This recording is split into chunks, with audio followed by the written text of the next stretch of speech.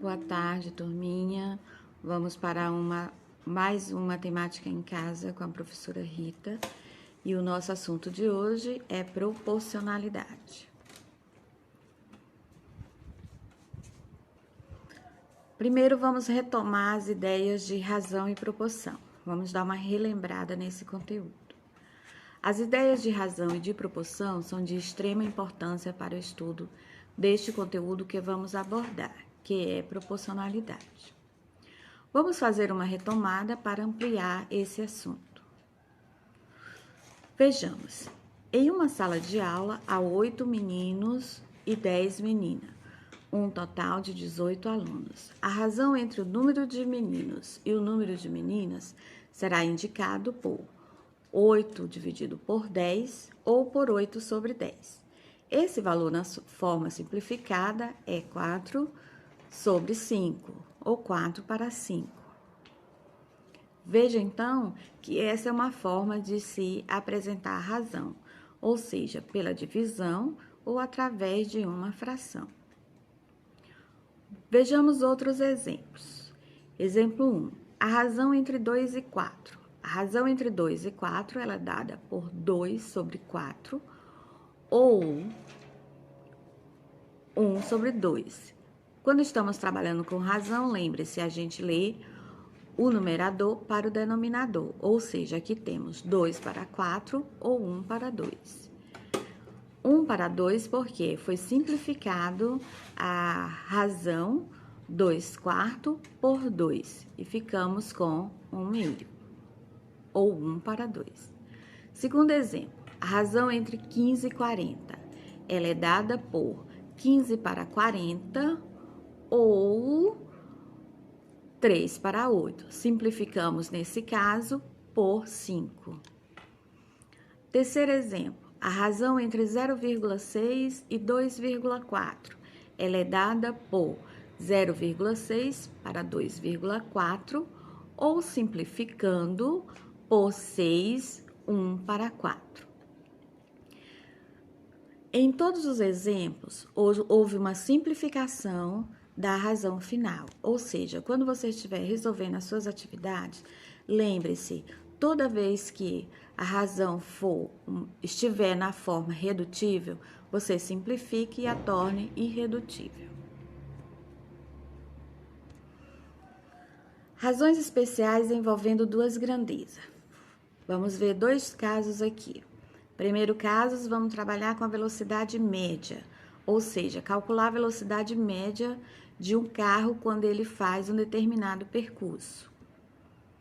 A velocidade média é uma medida obtida pela razão entre a distância percorrida e o tempo gasto, ou seja, a distância que o carro percorre, dependendo de quê? Do tempo que ele faz. Então, nós vamos obter a velocidade média.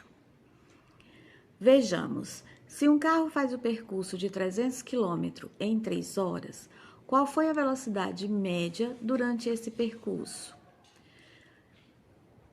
Vejam só, eu tenho VM, que significa velocidade média, igual a D para T, que significa distância para o tempo, onde D é o percurso ou distância percorrida e T é o tempo gasto. Vamos substituir agora nessa fórmula pelos valores dados no probleminha lá em cima. Então, teremos velocidade média é igual quantos quilômetros ele percorreu? 300. Sobre quem? Quantas horas? 3. Então, a gente tem 300 para 3. A velocidade média desse carro foi igual a 300 dividido para 3, 100. Então, 100 km/h. Lemos 100 km por hora. Nesse caso, as grandezas envolvidas foram as medidas quilômetros e horas. Essas medidas poderiam estar em metros, a distância poderia estar em metros e o tempo também poderia estar em minutos, tá? Não necessariamente ele vai aparecer sempre em quilômetros ou sempre em hora. Pode aparecer em outras unidades de medida.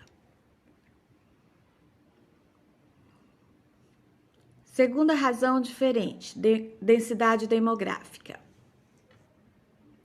Densidade demográfica, ela é obtida pela razão entre o número de habitantes e a medida da área da região. Vejamos, se em uma cidade de 40 mil habitantes e uma área de 500 quilômetros quadrados, qual a densidade demográfica dessa cidade?